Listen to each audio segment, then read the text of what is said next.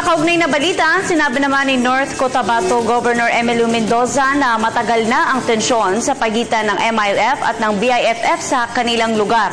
Gayunman, tiniyak ng senadora na patuloy ang kanilang pagbibigay ng tulong para sa mga naapektuhang pamilya. Narito ang report na aming kasamang si Peng Alinio, Radyo ng Bayan Davao. Ayon kay North Cotabato Governor Emilio Mendoza, na hindi lingid sa kaalaman ng publiko na ang awayan sa pagitan ng ilang miyembro ng Moro Islamic Liberation Front o MILF at bangsa Moro Islamic Freedom Fighters o BIFF ay dahil sa dati ng alitan ng kanilang commanders. Ang mga alitang ito ay nagaganap na bago pa mangyaring insidente sa Mamasapano, Maguindanao. Sa loob-an niya na 23 taon at sa kanyang taos-pusong paglilingkod sa mga mayan ng Cotabato, ay ibinigay nito sa tribe people o Muslim, Lumad at Kristiyano ang makatotohanan ng serbisyo publiko sa ngalan ng advokasyang serbisyong totoo.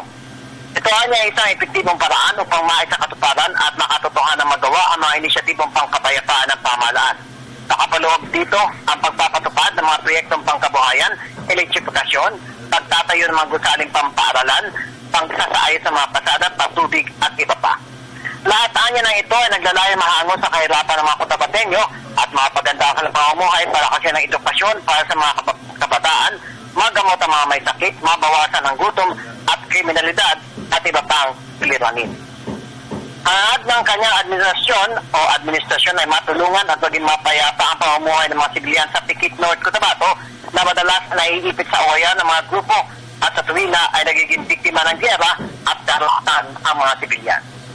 Para sa Telebisyon ng Bayan, Peng Alinio, Radyo ng Bayan, Davao.